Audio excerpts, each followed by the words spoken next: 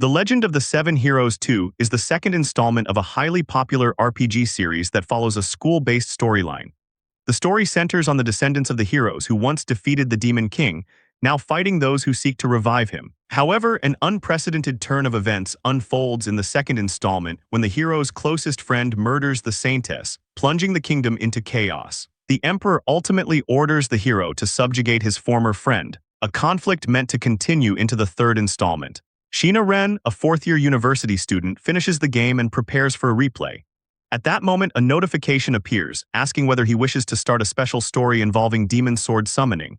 Confused by this unfamiliar option, he selects yes, and a blinding light erupts from the screen. The light grows so intense that it seems to swallow him whole, and he finds himself unable to exert any strength. When the light fades, he suddenly discovers himself as a baby lying in a water tub. As he observes his surroundings and realizes he cannot move freely, he wonders what has happened and whether this is all a dream. The memory of the game notification resurfaces, and the thought that he may have truly reincarnated into a fantasy world begins to take hold. An elderly woman lifts the baby and asks the mother for his name. Holding the child in her arms, the mother replies that his name is Lee Ashton. This revelation utterly shocks the protagonist, as the name belongs to the hero's closest friend in the game, the very character who betrays the country and is suspected of being the mastermind behind the chaos. He considers it a cruel joke, as despite sharing the same name pronunciation, he has no familiarity with this person at all, which only deepens his frustration at reincarnating as him. 7 years later, Sheena Ren, now living as Len Ashton, spars with his father who effortlessly handles his attacks. His father advises him not to jump recklessly, explaining that it only creates openings, which Len accepts. Noticing his exhaustion, his father asks if he is all right and decides to end the training for the day. Len thanks him and admits he can barely move his body, only for his father to dismiss the remark and praise his performance as worthy of his son. The Ashton family resides in a nameless village within the Liamal Empire, a Western military nation on the Elfin continent.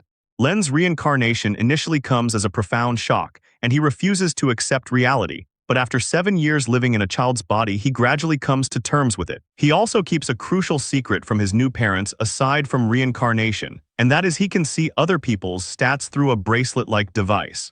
Unlike in the game, however, he cannot view his own stats, a limitation he finds oddly realistic. Even now, he remains unfamiliar with the demon sword summoning skill. He knows that much like in a new Game Plus scenario, hidden skills exist, allowing players to combine multiple abilities into new ones, and that certain unique skills are reserved for specific individuals. Yet this demon sword summoning ability never appears in the game he knows. His disappointment grows when he realizes that, for now, he can only summon a wooden demon sword. According to the skill description, his sword proficiency increases as he continues to use and develop it. He also learns that the sword possesses another ability, one that allows plants to grow during battle, and he wonders whether he should attempt to use it now. Even if he fulfills the special conditions needed to increase the variety of swords he can summon, he understands that he must first master the most basic forms. The biggest problem is that every time he summons the sword, it consumes mana, and if he runs out, he suffers an excruciating headache and in worse cases loses consciousness. To avoid this, he begins practicing at a very young age. While practicing in his crib, his father suddenly enters the room and he quickly hides it. Setting that aside, the existence of this skill confirms that this is the game world, and there is a fate he must avoid at all costs. For the sake of protecting himself, he begins training and learning more about the world. When he turned 7, it was his father who advised him to practice swordsmanship using dummy swords. However, instead of a dummy, he decided to use the wooden demon sword and begins training with his father. Although he does not stand a chance, even from the first day he notices that his proficiency with the skill begins to rise. From that day onward, practicing swordsmanship with his father becomes part of his routine. Training is not the only way to raise proficiency, as demon stones obtained from monsters can also be used.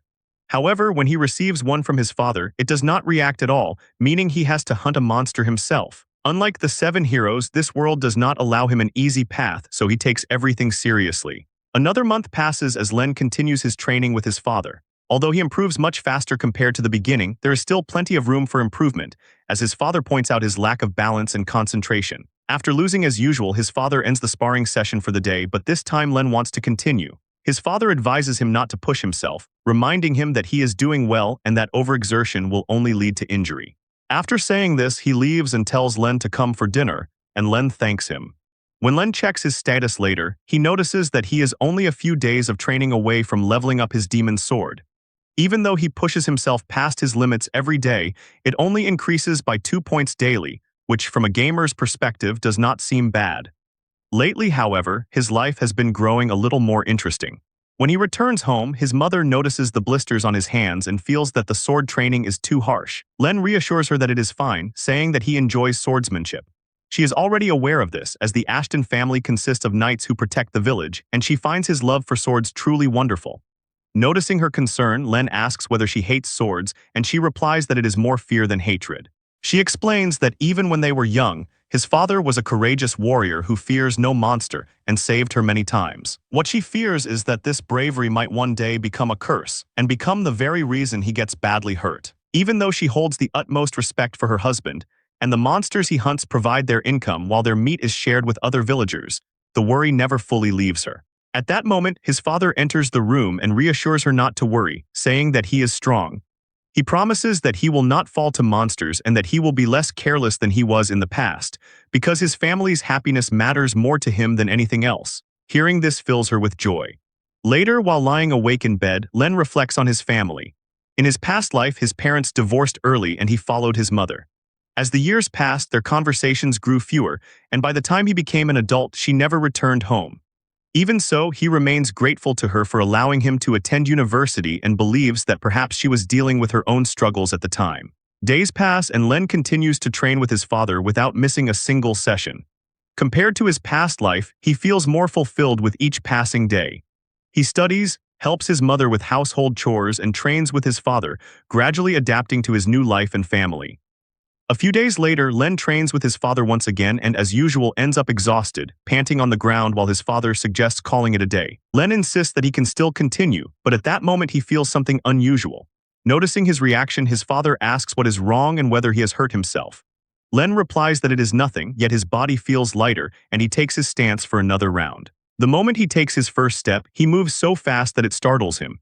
He closes the distance in an instant and lands a strike on his father, who manages to block it. Len is shocked that he just did that, while his father is equally surprised by how fast he has become. Suspecting a sudden surge of power, his father tells Len not to stop and urges him to charge again. As instructed, Len swiftly delivers another strike, which his father blocks once more, though it is far stronger than before. Despite his confusion over the sudden change, Len keeps pressing forward while his father continues dodging, finding each strike increasingly difficult to block. Finally, one of Len's blows breaks his father's sword, leaving him stunned as realization begins to set in. As Len goes in for what would have been a finishing blow, his father retreats, dodges, and grabs him midair, shocking him completely. Brimming with happiness, his father realizes that his son is a skill bearer. Len is confused, and at that moment his mother arrives and asks what is happening. Noticing her, his father calls her Milieu and with a smile while holding Len, explains that although he himself does not possess a skill, he is certain that Len's skill has leveled up, as it is the only logical explanation for his sudden strength. Indeed, when Len checks his status, his level has increased, granting him a boost to his physical abilities. His father believes Len should go to the capital and make a name for himself as a knight. Milieu finds the idea amazing and wonders what his skill might be, but his father points out that they do not have enough money to visit the church to have it identified. Len then nervously says there is no need to have it checked, as it is not harming him. His parents, however, find his lack of curiosity somewhat strange. Len explains that he has a different plan in mind, believing that revealing everything might create unnecessary trouble. He wishes to live a peaceful life in this quiet village. Instead of becoming a famous knight, he tells his father that he wants to become his successor here. He reasons that by hunting monsters together they can increase their income and help the village prosper, and more importantly, if anything dangerous happens, he can protect his father, a statement that surprises his mother. Over the past 7 years, Len has been happier than he ever was in his previous life, and he knows it is all thanks to his parents. Deep down, he understands that he is no longer who he once was and has fully accepted himself as Len. He expresses his wish for the three of them to live long and happy lives together. Touched by his words, his parents hug him, his father telling him to stop being such a brat. To Len, this feels like his life's second playthrough, and this time he intends to cherish every moment with his family. More importantly, to avoid a future filled with despair, he plans to live differently from the path laid out in the game. However, these dreams ultimately come to nothing. Despite his altered choices, he still ends up meeting the girl he was never supposed to encounter. In trying to defy fate and change the future, he only makes it more dangerous. All of this remains unknown to the current Len, who continues to enjoy his days with his parents. A few years later, in the northern city of Colossal within the Liamal Empire's territory, a beautiful girl sits alone on a bench, lost in thought. Noticing her, a knight asks if something is wrong, and she replies that she is simply bored now that her training is over. Hearing this, he looks ahead and realizes that all of his men have been defeated and are no longer qualified to serve as her practice partners. The girl then addresses the man as Vyaz and asks where he is going in full armor and whether something has happened in the territory. He replies that he has been tasked with patrolling the northwest part of the region, which she finds surprising, as it seems excessive to dispatch a knight of his caliber. Vyaz then reveals that he has been ordered to slay a troublesome beast that has recently appeared, a revelation that immediately captures her interest. Meanwhile, back in the village, 3 years have passed since Len first leveled up. Since his demon sword summoning skill reached level 2, he can see the requirements for level 3. However, his growth has been somewhat stagnant, as the next level requires a total of 1,500 points, and he has only managed to accumulate 658 points over 3 years. There are days when he is unable to train due to helping in the fields and preparing for the coming winter. Even so, he believes that this amount of power is more than enough to live peacefully in the village. An elderly woman notices him and greets him, and he responds warmly, calling her Grandma Rig. She mentions that his father is boasting again, claiming that Len will one day become a great knight in the capital. Len replies humbly that he has no intention of leaving the village. Just then, several knights arrive, and Grandma Rig suggests they return home quickly, as these men belong to the Baron. It turns out that the group is led by Vyaz, who now stands in front of Len's house. Vyaz apologizes for intruding, and Len's father Roy assures him that it is fine before asking the reason for his visit. Len also arrives, wondering why a servant of the territory's ruler has come here. Under the feudal system, every knight serves a noble, and Roy is one of the knights ordered by the Baron to protect this village. After reading the scroll Vyaz brings, Roy understands the situation and asks whether the beast has caused significant damage nearby. Vyaz replies that several villages have already been attacked, with witnesses claiming that the beast moves as fast as the wind. They have been patrolling the area to subjugate it but have found no clues, so they have come to request Roy's assistance. While Len is surprised by the news of the beast, Roy asks Vyaz if he has any idea of its rank. Vyaz replies that it is at least rank D, which shocks Roy. The monster ranking system, established by the guild, is based on threat level, and a D-rank monster is comparable to an early-stage boss in a game. Even with the combined strength of 5 average knights, such a beast is still difficult to defeat. Roy questions why a monster of that rank would appear here, as the surrounding area only has F-rank creatures. Vyaz explains that they are investigating the cause and are also planning to recruit knights from other villages. However, due to the wide range of their dispatch, reinforcements will take 20 days to arrive. He apologizes and asks everyone to hold out until then. Roy accepts and promises to increase patrols around the forest. Len silently tries to use his game knowledge to deduce what kind of monster it might be, while Roy suggests that the knights rest at the village as they appear exhausted. Vyaz thanks him and, while accepting the offer, notices Len standing nearby, lost in thought. He asks Roy if the boy is his son, which Roy confirms, then tells Len to properly greet the captain of the knights. Moments later, while Milieu gives the horses water and grass, Roy offers the knight a drink as Len speaks with Vyaz. After getting enough rest, the knights prepare to depart and the Ashton family bids them farewell. One knight remarks that Len is the same age as the young lady, and Vyaz agrees, adding that Len is a skill bearer and that he would have tested his ability if they had met under different circumstances. For now, all he can do is hope that Len and the Ashton family remain safe until the matter is resolved. Meanwhile, as Roy declares that they will be getting busy starting today, Len asks if he can see the beast wanted notice. Roy refuses, saying Len does not need to worry about it, and reveals that he once hunted a D-rank beast by himself. This revelation comes as a surprise, and Roy explains that it happened long before Len was born. Len does not expect his father to be so strong, which only explains why he has never managed to win against him. Later, Roy returns home with more prey than usual and plans to increase the amount for the time being. These particular boars live around the village and have especially delicious meat, which attracts other beasts that come solely to feed on them. Hearing this, Len asks whether Roy plans to reduce the number of these easy prey so that D-rank beasts will not come near. Roy confirms this and says that once they are gone, all that will remain are animal feces and footprints. He believes it is fine, as it is not guaranteed that a D-rank beast will appear in the nearby forest.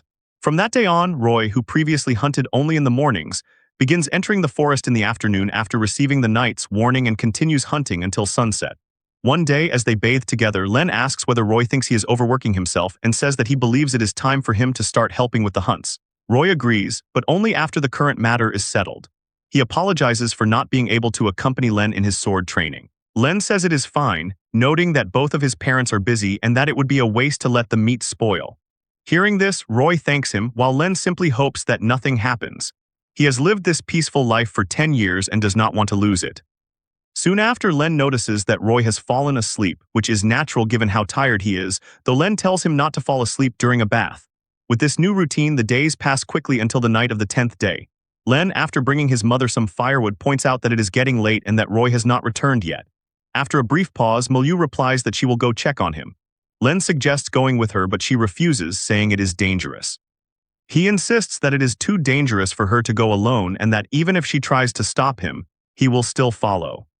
Len notices his mother's reaction as she stands without turning around and recalls her constant worry about Roy getting hurt.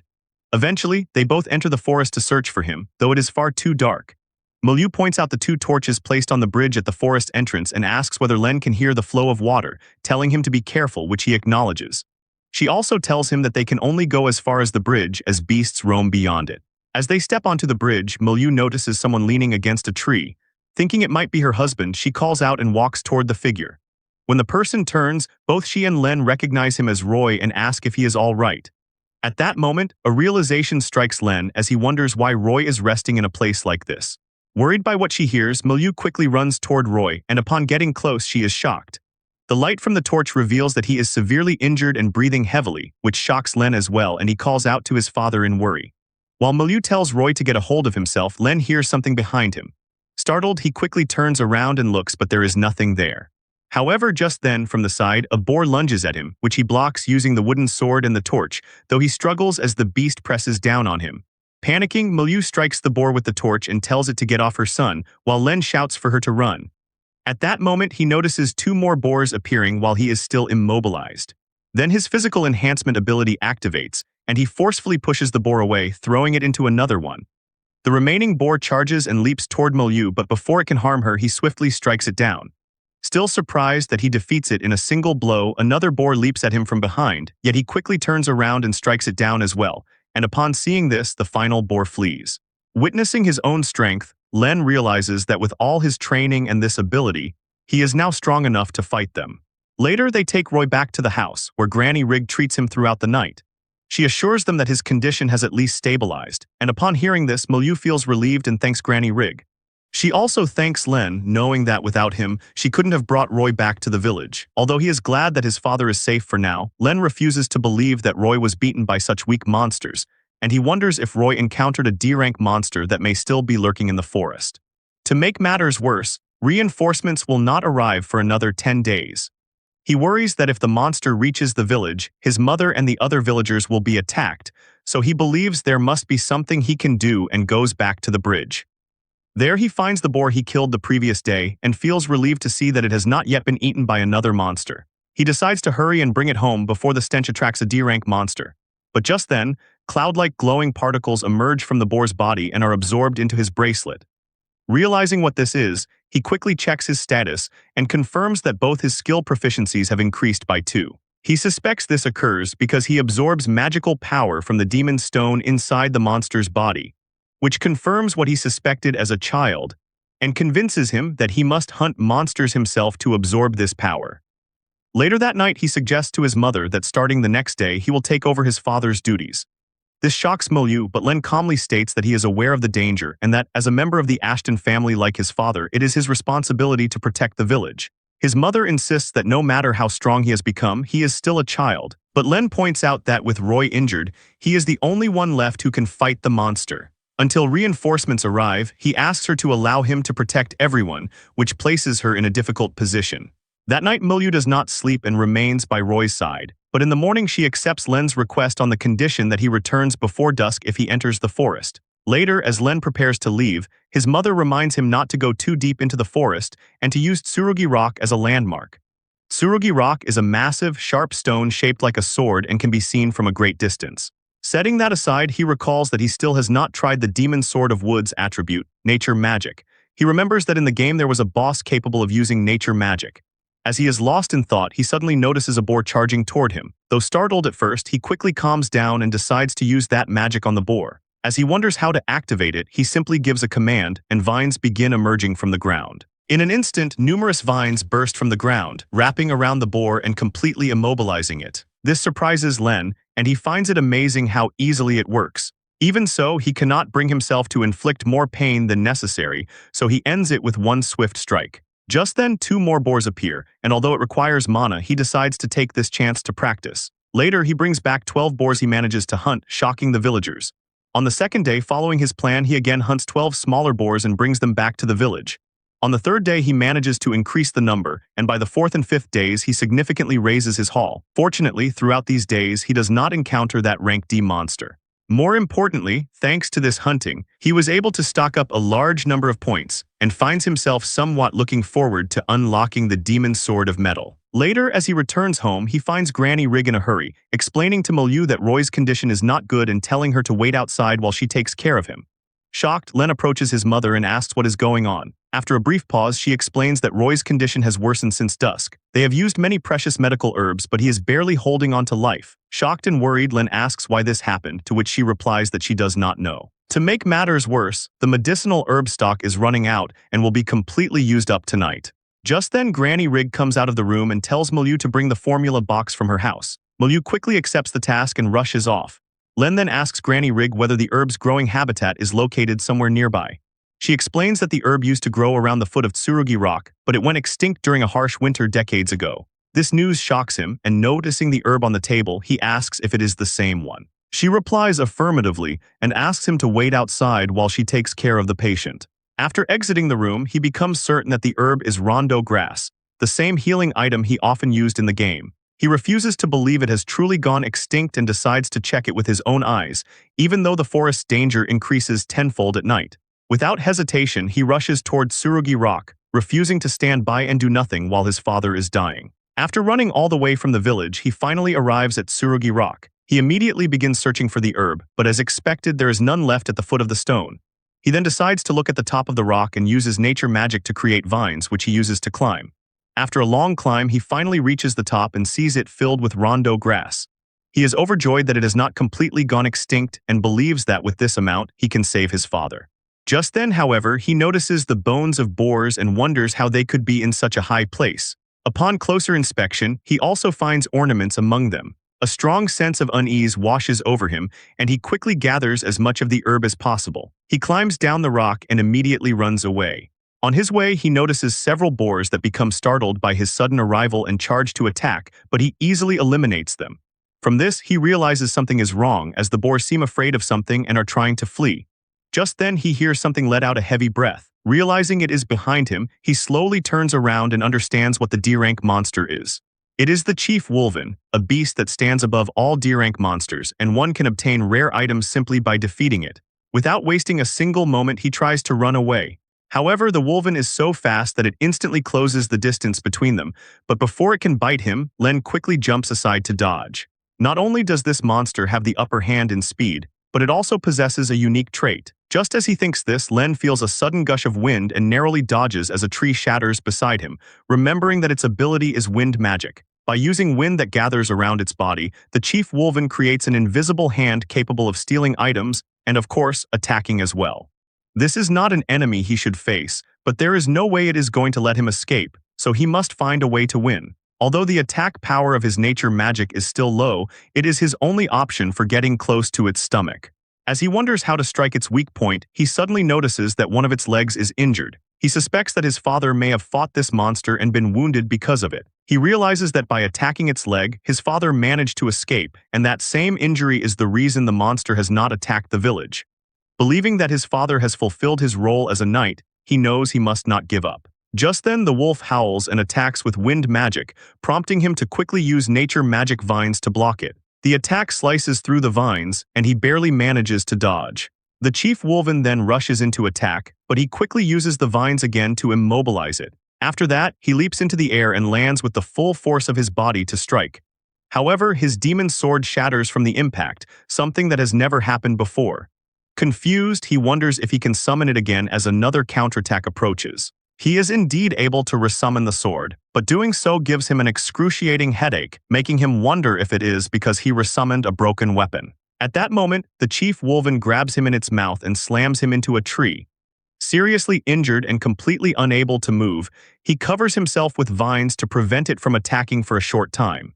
As the monster begins tearing through the vines with its jaws, he realizes he will lose consciousness at this rate. He then remembers the herbs in his pack that he could use to heal, but the image of his bedridden father comes to mind, and he decides against using them, knowing that in the worst-case scenario, they might not be enough to save his father. Just then, he remembers that there is still one weapon left he can use. He cuts open the vines and releases a smokescreen to escape. However, he does not get far before the chief Wolven catches up to him. He uses nature magic to bind the Wolven, even if only for a moment, but he cannot maintain it any longer because he has run out of mana. At that instant, he notices the 3 boar corpses he killed earlier and rushes to absorb their magic power, as he is only 3 points away from unlocking the demon's sword of metal. But just then the Wolven chief roars as it catches up once again, and this time Len throws his wooden sword, which the beast easily dodges. However, the throw is only a feint, as he uses the last bit of magic stored in the sword to detonate nature magic that binds the wolf. With this brief window of time, he quickly absorbs the 3 boars' magical power, and leveling up to Demon's Sword of Metal, he begins summoning the blade. At that moment, the Wolven chief lunges forward, aiming to bite through his entire body, but by then the Demon's Sword of Metal is fully summoned, and he uses it to stab the Wolven chief from inside its mouth straight through its head, killing it instantly. For the first time, he successfully summons the Demon's Sword of Metal at the perfect moment, and he is surprised by his own timing. After the Wolven chief is defeated, his bracelet begins absorbing the creature's magic stone. However, his body is completely exhausted, leaving him unable to move as he tightly grips his bag, thinking about his mother and father. Just then, he hears the sound of horse hooves and people approaching his direction after hearing the beast's final cry. Before losing consciousness, he recognizes the figures as the knights who were with Vyaz. The knights rush straight to Len, leaving a few men behind at the monster's corpse, and without wasting a moment, they hurry him back to the village. Shortly afterward, they arrive at the Ashton house and begin pounding on the door. When Milieu opens it, one of the knights apologizes for the lack of formal greeting, explaining that they cannot spare even a moment as they bring the child inside. Milieu becomes terrified upon seeing Len unconscious in the knight's arms and immediately asks what happened. The knight explains that they arrived to find Len unconscious but otherwise fine, desperately clutching his bag, suggesting that something important must be inside. When she opens the bag, she finds it filled with rondo grass, the same herb her husband desperately needs.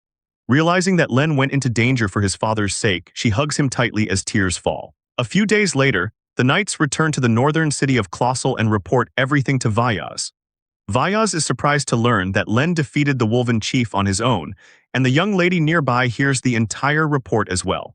She finds the idea of a boy single-handedly defeating a D-rank beast deeply intriguing. 2 months later, after fully recovering, Len returns to the peak of Tsurugi. That day, his stats have improved significantly, and among the swords he receives is the Demon's Sword of the Bandit, which resembles finger armor more than a traditional blade. He didn't expect to receive another sword after defeating the Wolven chief. He comes to the peak to gather herbs as well as retrieve the ornaments he saw 2 months earlier, and once he has them, he begins his descent. As he heads down, one of the knights left behind by Vyaz asks why Len did not call for him upon entering the forest, especially since he has not fully recovered. With a troubled expression, Len apologizes. Setting that aside, he thanks the knights, noting that he survived only because they arrived faster than expected. The knight replies that Len's gratitude makes the rush worthwhile, though they are even more surprised by his strength.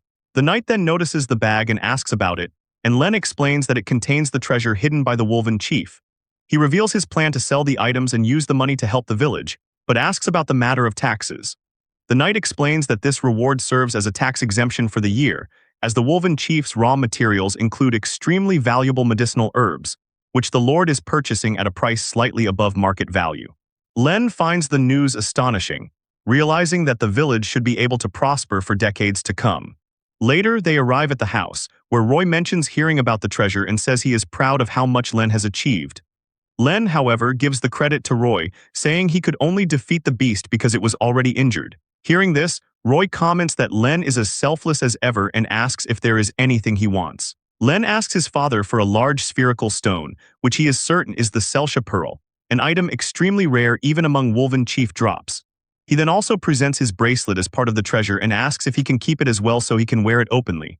Roy agrees to everything, though he adds that Len acted recklessly and caused him great worry as a parent. However, he also acknowledges that Len put his life on the line to protect everyone. After such a long time, peace finally returns once again to the nameless village. A few days later, as usual, Len helps his mother with the laundry when he notices someone sitting in a tree near their house.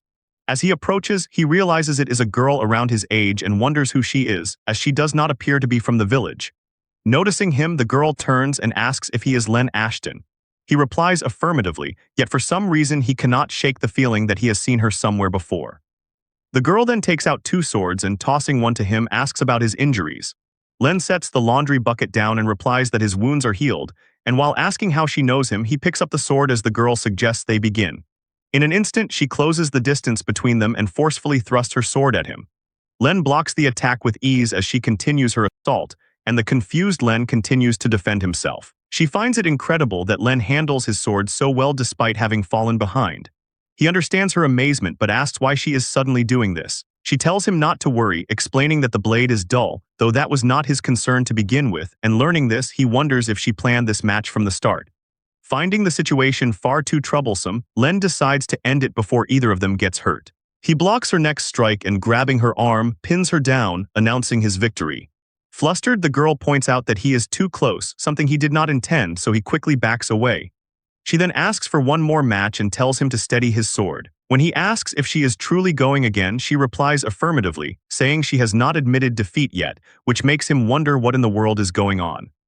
Just then, Vyaz and the other knights arrive at the scene. Addressing the girl as princess, Vyaz asks her to stop, while she questions why he is there. Though slightly annoyed, she decides to explain everything and first offers a small curtsy. She then takes out a letter, stating that as a representative of her father, she has come with a message for the Ashton family. She mentions that her father speaks highly of the Ashton family for their triumph over the Wolven chief, and has expressed great expectations for Len's future. Hearing these details, Len begins to realize who this girl is. She introduces herself as Licia, the Saintess of White. This revelation utterly shocks him, as she is the very Saintess whom the Len from the game had killed. The knights then humbly ask Licia why she proceeded alone without their knowledge and, more worryingly, without an escort, to which she replies that they were taking too long of a break. Meanwhile, Len is lost in thought, wondering why the girl he is supposed to kill in the game is already here, and so much earlier than expected. Later, she chats with Roy while the other knight is taken care of by Milieu. After conversing with Roy, Licia and Len are left alone, having some tea while he wonders how things turned out like this. In the game, she does not join the protagonist's party, as she is considerably strong, and the other main character does not even match her unless they raise their level. She is also highly popular due to her exceptional appearance, and since she cannot be romanced in the game, she is referred to as the unconquerable heroine. Licia then breaks the silence, asking Len if he has any plans to visit them. She came here to see his ability in person, and after sparring with him, she is convinced that he is not only strong but also courageous. Despite being suddenly matched against her, his decision to pick up a sword without hesitation is enough proof for her. He feels a bit irritated upon realizing her motivation for challenging him to a duel. He heard from the knight that this village is located on the colossal frontier and that it takes 10 days to reach it from the city. So he had thought that as long as he stayed holed up in this remote village, he would never encounter the feudal lord's daughter. Yet she comes all this way of her own accord just to spar with him after hearing about the chief Wolven. He explains to her that she overestimates him, because his father had already injured the chief Wolven, so it was not solely his own ability that led to the victory. He also points out that he did not even use proper technique, so he believes he does not have the courage she speaks of. She responds by telling him not to be so humble, saying that if it were anyone else they would have boasted about their strength, and she finds him different from the noblemen who are all talk. That is why she wants him to come to Colossal with her no matter what, so they can spar whenever they want. He realizes she enjoyed their fight, and judging from their spar, he can tell that she is a hard worker. Licia notices that he has been distancing himself from her and asks him if he perhaps does not like her. He denies it, explaining that if he left, he would leave his father alone to deal with everything, and if another beast were to appear, the village would be destroyed. He also adds that he likes this village life and never thought of living in the city. Hearing this, she understands his reasoning, but in her mind, she refuses to give up on him. As the sun sets, Licia decides to stay the night at the Ashton house and they have dinner together. After dinner, Len is petting the horse when a sword is tossed at him. Realizing it is Licia, he asks if this is supposed to be a post-meal workout. She playfully replies that it is and assures him that she has obtained permission from Vyaz and his parents. Len finds this troubling, wondering how she persuaded Vyaz. As he goes to pick up the sword, he realizes that he does not have to, but Licia says that if he does not, she will extend her stay. Hearing this, he quickly picks it up, nervously saying that he just happens to be in the mood for sparring. Seeing his reaction, she feels a bit sad and asks why he goes this far to reject her, though she believes he has his reasons. However, she wagers that if he loses, he will have to reveal that reason as well as come to colossal with her. Hearing this, Len nervously asks what happens if he wins, to which she replies that in that case she will come to this village instead, which is a lose-lose situation for Len. Just then, after giving him a half-warning, she closes the distance between them and strikes, which he blocks. She continues attacking, but he effortlessly dodges each blow. Surprised, she asks him how he manages to block her when she attacked so suddenly. Ignoring that, he asks her why she is so fixated on beating him in the first place, to which she replies that it is obvious she hates losing. As the Saintess of White, she cannot afford to lose to a boy her own age. Hearing this, he says he does not understand how being the Saintess relates to the matter. She explains that her skill as the Saintess of White grants her proficiency in swordsmanship and the ability to cast sacred magic, and thus losing despite having all these advantages leaves her terribly frustrated. She then declares that she is getting serious and delivers a powerful strike, which he blocks as well. Noticing the weight of her attack, he realizes that Licia has become far faster and stronger, which must be due to her use of sacred magic. From what he recalls, sacred magic combines the power of white magic which heals wounds, with holy magic which counters undead curses and detoxifies poison, creating a powerful force that can both buff party members and enhance combat. In short, sacred magic, swordsmanship, and enhanced physical abilities are unified into the Saintess of White's skill set, making her extremely strong when she uses it. He asks her why she did not use it earlier.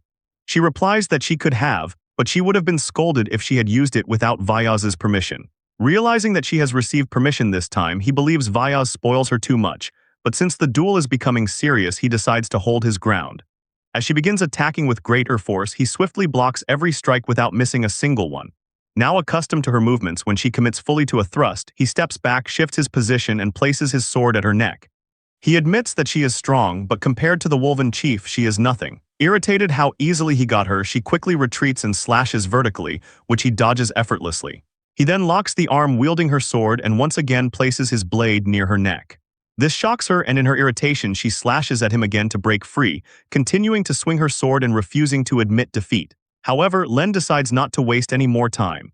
He redirects her leg with his sword, spinning her off balance, and before she can recover, he brings her down and pins her to the ground with his blade pressed to her neck. With that, he declares his victory while she remains too stunned to respond. Muttering that there is no way, she swings her sword again and he lets her escape, but she still insists that she has not lost yet, which confuses Len. At that moment, they are both startled by the sound of clapping.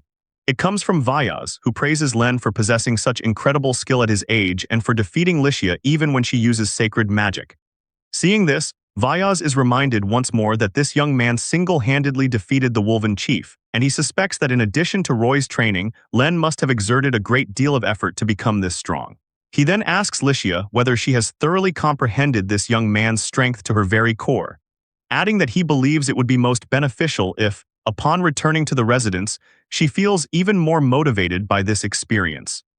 Irritated by her loss and a little shy, she agrees and gives a slight bow. She apologizes for suddenly barging in on him earlier that day, but admits that it was a valuable experience. He replies that it was a great experience for him as well, to which Licia responds by lowering her head and saying she will go ahead and get some rest before leaving. Vyaz then apologizes to Len, asking him to forgive her, and assures him that he will certainly convey to the Baron that they have received the Ashton family's kind hospitality. Len replies that it is fine, as he feels he did not do much. Vyaz counters that he did, explaining that even her subordinates, let alone someone Licia's age, cannot compete with her, and that she has grown complacent, making this a good eye-opener for her. Vyaz adds that, if possible, he would have liked to stay a few more days and let the two of them continue sparring, a thought Len dislikes even considering. However, Vyaz admits that they must set out tomorrow, as Licia was only able to come to the village after negotiating with her father to undertake several tasks. When Len asks about this, Vyaz explains that she has been tasked with visiting the surrounding villages on the Baron's behalf to calm the unrest caused by the recent turmoil. Learning this, Len finds Licia amazing for being able to act as the feudal lord's substitute at such a young age. This, however, is to be expected, as in the game she excels in both military and literary arts and achieves top grades at the academy. Even so, he still finds her somewhat overbearing and difficult to understand, yet believes she is a straightforward and good person deep down. Despite this, he wonders how things ended up the way they did for her in the game. It remains a mystery, as her childhood is rarely discussed there, and she does not appear at such an early stage, which is why he never expected to meet her so soon. The next day, as the rooster crows at dawn, Licia is already awake, having been unable to sleep the entire night as she refuses to give up on Len. After freshening up, she writes a letter and gives it to Vyaz, who asks whether it is meant for Len. She confirms this and explains that she had been thinking of giving it to him before departing, adding that she is also writing another letter of gratitude to the Ashton family. She believes her sentiment of inviting him to Colossal would be better conveyed on paper and asks for Vyaz's opinion. However, Vyaz has a troubled expression and seems to be struggling to say something. Noticing this, she asks if she made a mistake somewhere. He replies by pointing out that the letter looks like a love letter, which shocks her, and she asks if he is certain. He affirms this and points out an example where she writes that the passion she feels for him now surpasses what she felt before they met.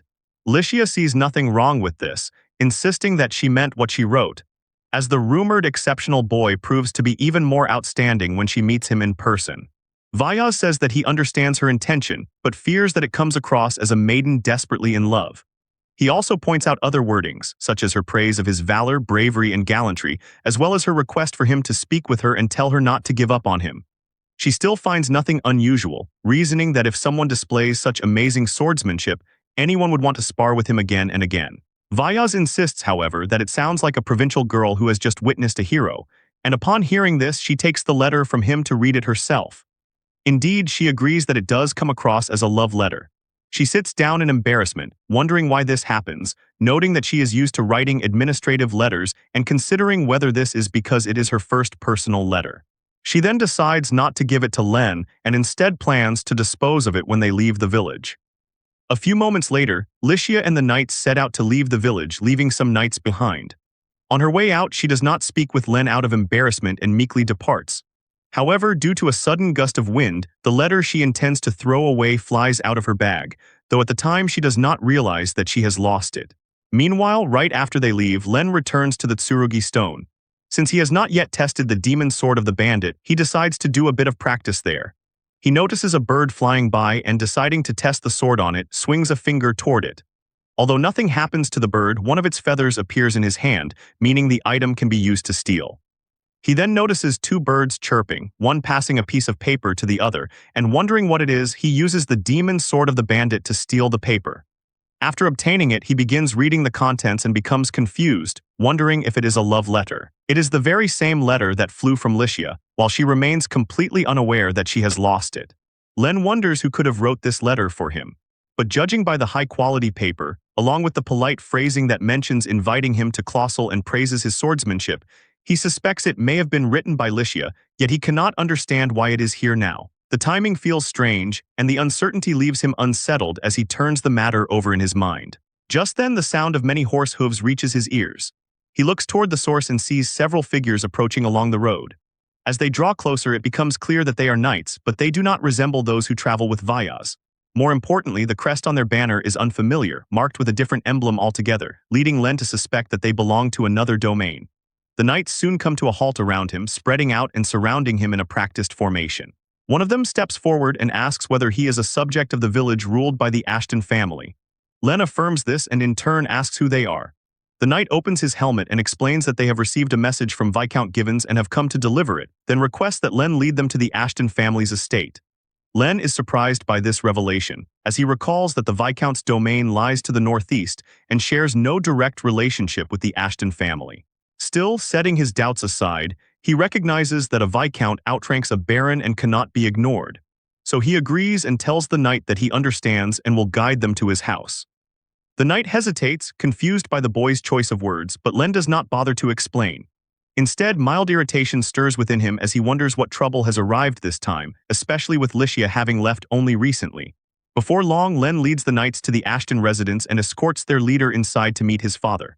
As the knight delivers the message to Roy, Len waits outside with the others, accompanied by one of Vyaz's knights. Moments later, the visiting knight emerges and openly expresses his surprise, admitting that he did not expect the boy to be Len Ashton. He then tells Len to rejoice, adding that the Viscount has a message for him as well. When Len asks what the message contains, the knight explains that Viscount Givens holds Len's abilities in high regard and wishes to employ him under his own household. The announcement shocks Len, and before he can respond, the knight left behind by Vyas, a man named Lionel, steps forward and points out that his lord was the first to extend an invitation to Len. Recognizing Lionel as a knight of the colossal family, the visiting knight responds that since Len has not yet given a reply to that earlier invitation, he sees no issue with approaching him directly. Lionel counters that the problem predates that matter entirely, reminding him that the village falls under the dominion of the colossal family and that any approach toward Len should first be discussed with them. He adds that regardless of differences in court rank or political faction, this is a matter of courtesy that even a Viscount's sworn servant should understand. The boldness of Lionel's stance takes everyone by surprise. After a brief pause, the knight concedes the point and agrees to withdraw for now, stating that he will correct his approach. However, before leaving, he declares that he will return, making it clear that he has not abandoned his intentions. Later, Roy reads through the letter in detail and finds that it lists numerous justifications, even proposing the incorporation of the village into Viscount Givens's domain. Disturbed by this, he asks Lionel whether the wave of factional disputes has already spread this far. Lionel answers in the affirmative, while Len listens in quiet shock, only then realizing the broader implications. From what Len recalls, the Liamal Empire is divided into three major factions, with every noble aligned to one of them. The first is the Imperial faction, which holds deep reverence for the founder of the nation, the Lion King, and believes that only the imperial family is fit to rule. The second is the Hero faction, composed of noble houses that once produced heroes who defeated the Demon King and led by the seven great families. This faction is widely known as the central force in the legend of the Seven Heroes. Viscount Givens belongs to this group, which believes the authority of the imperial faction should be restrained to make the Liamal Empire more free and democratic while also reducing wealth disparity. The third is the neutral faction, made up of pacifists who avoid conflict and show respect to both major sides, and Baron Colossal is counted among them. Moving on, Len asks whether it is truly possible to transfer an area from one noble's domain to another so easily. Lionel explains that although such cases are rare, they can occur if all parties involved reach an agreement. Roy then questions the purpose of taking over a small village like this even if it is possible, to which Lionel replies that he is not entirely certain, though he suspects that some underlying strategy is at play, as such actions must be driven by hidden motives. At that point, another knight, Lance, adds that many factions hope to draw the colossal family into their fold since the Baron is an exceptional noble and the presence of the Saintess carries great significance. After hearing all this, Len feels no desire to involve himself in a power struggle riddled with conspiracies. However, since the Ashton family serves the colossal family, this matter is not entirely unrelated to him either. More troubling still is the possibility that the entire village has already been dragged into something far beyond their understanding. With that in mind, Len decides to read the message, and although he does not know Viscount Givens' true intentions, he plans to remain cautious. As he goes through the letter, he notices something unusual and calls out to his father. He points out that the letter states an intention to incorporate the village and station knights there to compensate for a lack of military strength. Len asks whether this lack of military strength refers to the Wolven chief incident, and Roy replies affirmatively, explaining that the incident was so unusual it's almost abnormal, as there is otherwise no record of the Ashton family being short on military power. Hearing this, Len recalls Vyas mentioning that if damage caused by monsters within a territory continues due to inadequate forces, the feudal lord can be punished. Lionel confirms this, as protecting the territory ultimately falls under the feudal lord's responsibility. Following this line of reasoning, Len asks whether significant damage to this village and its neighboring one could result in punishment for the colossal family. He then voices his suspicion that Viscount Given may be aiming for exactly this outcome. This conclusion shocks everyone present. Roy asks whether Len is suggesting that Viscount Given is attempting to frame Baron Colossal by exploiting the Wolven chief incident. Len confirms this suspicion and further believes that the Viscount may intend to pretend to protect the accused Baron, only to later lure him into the hero faction. Worse still, Len considers the possibility that this scheme has been in motion from the very beginning, carefully plotted over a long period of time. In the absolute worst-case scenario, even the Wolven chief incident itself may be connected to Viscount Given. Roy is visibly shaken by this thought and says that such speculation goes too far, asking whether Len is implying that the Viscount deliberately unleashed a monster. Len responds that he has no evidence and may be reading too deeply into the situation, but if his suspicions are correct, then everything fits together too neatly to be ignored. Roy is left completely speechless, pointing out that if this were true, it would trigger a massive scandal. Lionel finally breaks his silence, expressing his shock that Len arrived at the same conclusion so quickly, as the Baron himself has been entertaining similar doubts. He praises Len as a truly sharp-minded individual, but Len humbly replies that it is nothing more than conjecture and that, at present, there is very little they can actually do. For now, remaining vigilant is the only way to prevent unforeseen events. Roy agrees, tensing his body as he remarks that they cannot continue living here indefinitely, though Milieu urges him not to overexert himself. Lance then suggests reporting everything to the Baron immediately and urging him to heighten security and vigilance, a proposal Len readily supports.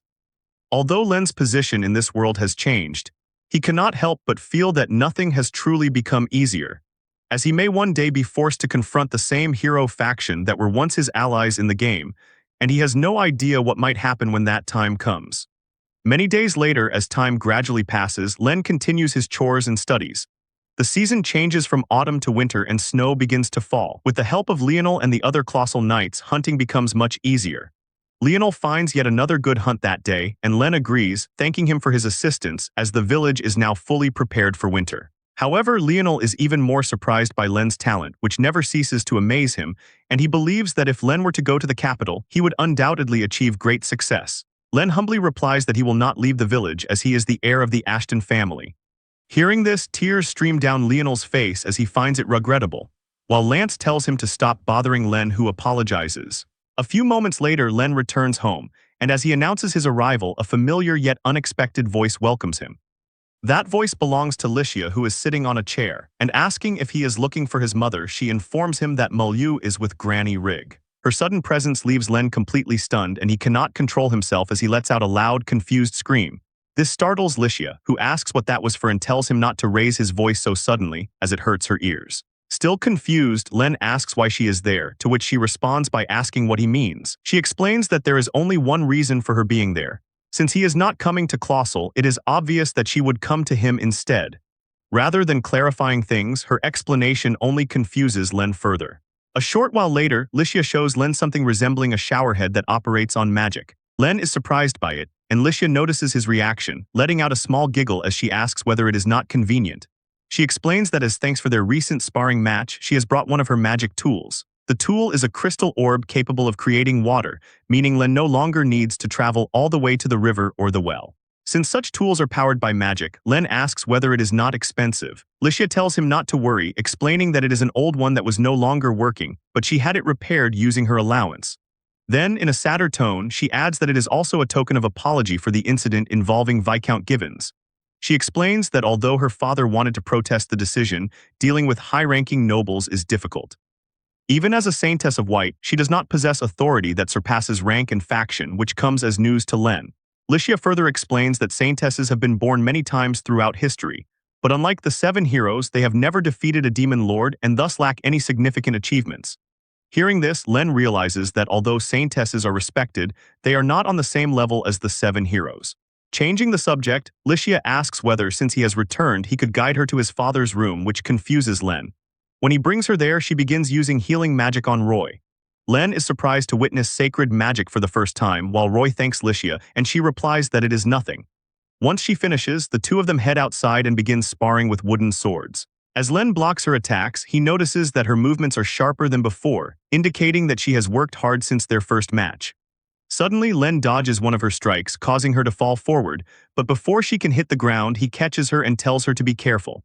When he asks if she is all right, she becomes flustered and quickly pulls away. Annoyed, she asks how much stamina he has, noting that he has been moving non-stop without even catching his breath, to which Len replies that it is difficult to explain. Meanwhile, she is already out of breath, yet she admits that just as she thought, she enjoys her time sparring with him the most. She suggests that they spar again the next morning and declares that she will not lose next time. Licia stays for several days, and along with reading books together, they have several more sparring sessions. When the time comes for her to return to Colossal, she rides off on horseback with a female knight and tells Len goodbye for now before leaving. As she departs, Len wonders whether she truly intends to come back, believing that it might not be a good idea for them to grow too close. Many days later, time continued to pass, and winter came to an end, with the next event unfolding during the 11th spring since Len arrived in this world. As the duo returned from hunting, Len commented that his father's health seemed to have been completely restored, to which Roy agreed, saying it was thanks to everyone's care. As they approached their house, they noticed knights standing in front, whom Len quickly identified as those from Viscount Givens. Noticing their return, one of the knights informed Roy that he had been waiting for him, to which Roy politely asked why. The knight replied that he had come to deliver an invitation to join the Viscount, who still held the Ashton family's abilities in high regard. Moreover, he added that he had also brought good news for Len, a statement that immediately gave Len a very bad feeling. The knight then explained that the Viscount had offered to support Len's admission into the special class at the prestigious Imperial Cadet Academy. This offer shocked both Roy and the knights from Colossal, though Len appeared to have been expecting it. Roy asked whether this was truly possible, as even general admission alone was difficult, and questioned whether they were really saying Len could enter the special class. The knight smugly replied that he understood Roy's astonishment, as the Imperial Cadet Academy was exceptional. He explained that the academy accepted only the heirs of the 7 great nobles, heroes, and those of general lineage, though it also accepted exceptionally talented individuals who had been raised in the imperial capital since childhood. However, since the Viscount had served as Assistant Minister of Justice, sending a recommendation letter to the Academy was an easy feat for him. With this, the knight asked Len whether he did not wish to develop his talent in the capital. Len, however, bluntly declined the offer to attend the Academy. The knight, who had been expecting a desperate acceptance, was shocked to hear Len refuse, and with a shaky voice asked what he had just said. Len replied that he had no intention of leaving the village. This stunned the knight even further, prompting him to ask why, pointing out that Len could even become a noble as soon as he graduated. Len, however, was certain that he would absolutely not go, as the Imperial Cadet Academy was a major setting in the Legend of the 7 Heroes game, and most importantly, the special class was where the main characters belonged. It was no exaggeration to say that enrolling there would bring his future dangerously close to the game's timeline. Len then humbly apologized, saying that he felt a sense of fulfillment in his daily life in the village, which further shocked the knight. The knight then turned to Roy and asked what he was thinking, questioning whether he truly did not want his son to become a noble. Roy replied with an apology, saying that while he did believe it would be good for his son to receive an education and learn about the wider world, he ultimately believed the choice belonged to Len. He added that, beyond all this, he took pride in having served the Colossal family for generations. With that, he stated that he would write a response to the Viscount and requested that the knight take the invitation back with him. This decision deeply stunned the knight, but it was not his place to argue, so he accepted it and said he would personally deliver Roy's response to the Viscount. He then walked away, remarking that this was the most unfortunate situation he had ever encountered. After Roy finished writing the letter, the envoy of Viscount Givens departs from the village. A few days later, Licia returns once again, but this time Len must welcome her third visit under circumstances very different from before. She appears gravely ill and is quickly taken inside, where she is laid on a bed while Milieu places a wet cloth on her forehead. Vyaz begins by apologizing and then explains that Licia collapsed about 3 days earlier while they were near another village they had planned to visit. When Len asks what exactly happened, Vyaz informs him that it is a peculiar illness that affects only children with a high level of magical power. Although it does not spread to others, and those who contract it develop a kind of immunity afterward, its sudden onset without any warning signs makes it especially troubling. On top of that, if the patient experiences a high fever and their immune system weakens, there is a risk of complications that could prove fatal, so she must rest for at least 2 to 3 weeks.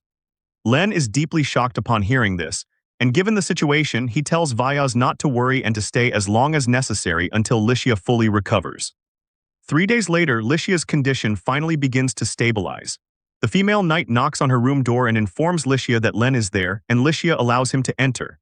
As he steps inside, he offers an apology, but Licia says nothing.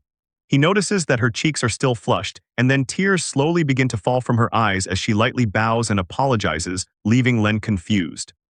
She explains that she came to this village of her own accord and ended up falling ill after arriving, which forced Len to take care of her. Len quickly reassures her that it is not her fault at all, tells her that he does not mind in the slightest, and asks her to raise her head. However, Licia insists that it is not acceptable, explaining that this journey was also meant to show Viscount Givens their determination, which is why they had planned to visit more villages than usual.